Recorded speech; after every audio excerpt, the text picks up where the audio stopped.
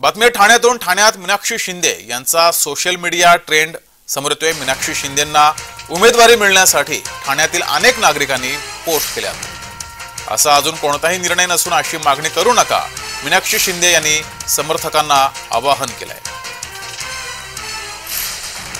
तर सध्या ठाण्यामध्ये महायुतीकडून उमेदवार घोषित केला नाही, ही जागा अद्यापही खाली आहे। या ठिकाणी मीनाक्षी शिंदे यांचे समर्थक मात्र आक्रमक झाले, त्यांनी आवाहन केलंय।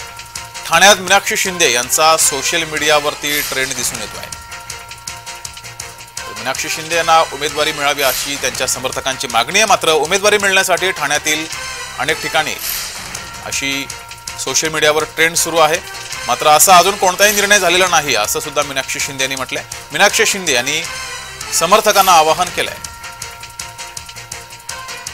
ठाण्यामध्ये मीनाक्षी शिंदे यांचा सोशल मीडियावर ट्रेंड दिसून येतोय। मीनाक्षी शिंदेंना उमेदवारी मिळण्यासाठी ठाण्यातील अनेक नागरिकांनी पोस्ट केलेले आहेत। मात्र मीनाक्षी शिंदे यांनी सर्व नागरिकांना त्यांच्या समर्थकांना आवाहन केलेलं आहे। असा अजून कोणताही निर्णय झालेला नसून तुम्ही घाई करू नका असं मीनाक्षी शिंदे यांनी समर्थकांना आवाहन केलंय। ठाण्यामध्ये महायुतीचा उमेदवार अद्यापही घोषित झाला नाही, त्यातच मीनाक्षी शिंदे यांचं नाव समोर येऊ लागलंय। अधिक माहिती घेऊया, आपले प्रतिनिधी कुणाल भोईटे आपल्यासोबत जोडलेत। कुणाल, महायुतीकडून ठाण्यामध्ये अद्यापही उमेदवार घोषित झालेला नाही, मात्र त्या सर्व पार्श्वभूमीवर ठाण्यामध्ये मीनाक्षी शिंदे यांचं नाव समोर येऊ लागलंय। सोशल मीडियावर तसा ट्रेंड दिसतोय। जगदीश, एकंदरीत पाहायचं झालं तर ठाण्याच्या जागेचा तिढा अद्याप सुटलेला नाहीये। एकीकडे नामनिर्देशन पत्र देखील बऱ्याच पार्टींनी घेतलेले आहेत, बऱ्याच पक्षांकडून घेण्यात आले। राजन विचारे यांनी देखील नामनिर्देशन पत्र घेतलेले आहे, मात्र भाजप आणि शिवसेनेकडून नामनिर्देशन पत्र घेण्यात आलेलं नाहीये। आणि सध्या आता सोशल मीडियावरती मीनाक्षी शिंदे यांच्या नावाची चर्चा जी आहे ती रंगू लागलेली आहे। त्यांच्या ज्या कार्यकर्त्या आहेत, महिला पदाधिकारी आहेत, त्यांच्याकडून मीनाक्षी शिंदे यांना उमेदवारी मिळावी आणि मीनाक्षी शिंदे यांच्या रूपाने एक महिला खासदार दिल्लीत जाव्या अशा प्रकारची इच्छा जी आहे ती सर्व महिलांनी व्यक्त केलेली आहे। मात्र मीनाक्षी शिंदे यांनी देखील पोस्टच्या माध्यमातून सर्वांना आवाहन केलेलं आहे की अशा प्रकारे मागणी करू नका, मुख्यमंत्री एकनाथ शिंदे हे योग्य तो निर्णय घेतील, मी कार्यकर्ते आहे आणि कार्यकर्तेसारखं काम करत राहीन अशा प्रकारचं केलेलं आहे। मात्र ठाण्यामध्ये एक वेगळं चित्र जे आहे ते आता निर्माण व्हायला सुरुवात झालेली आहे। त्यामुळे येत्या काळामध्ये एकनाथ शिंदे यांच्याकडून महिला उमेदवार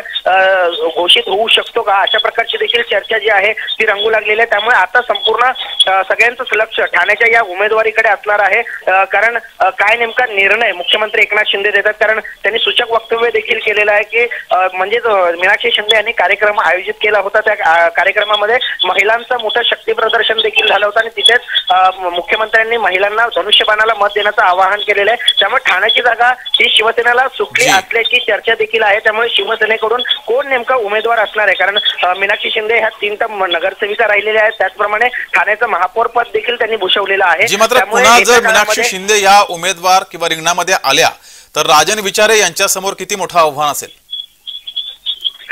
एक महिला उमेदवार विरुद्ध पुरुष उमेदवार अशी एक लढत ठाण्यामध्ये पाहायला मिळू शकते, जे आजपर्यंत ठाण्यामध्ये पाहायला गेलं नव्हतं। आणि त्यामुळेच एकंदरीतच महायुतीचं ज्याप्रमाणे प्राबल्य पाहिलं जातं या ठाणे लोकसभा मतदारसंघामध्ये, ठाण्यामध्ये जरी उमेदवार घोषित झाला नसला किंवा उमेदवार डिक्लेअर जरी झाला नसला तरी सुद्धा या ठिकाणी मोठ्या प्रमाणात जे महिला शक्ती प्रदर्शन असेल किंवा महायुतीचे मोठमोठे मेळावे जे आहेत ते आयोजित करण्यात येत असतात। त्यामुळे एकंदरीतच महायुतीसाठी हा वेगळा चेहरा जर दिला तर नक्कीच राजन विचारे यांच्या समोर एक मोठं आव्हान जे आहे ते ठरू शकतं। जगदीश, धन्यवाद कुणाल दिलेल्या या माहितीबद्दल।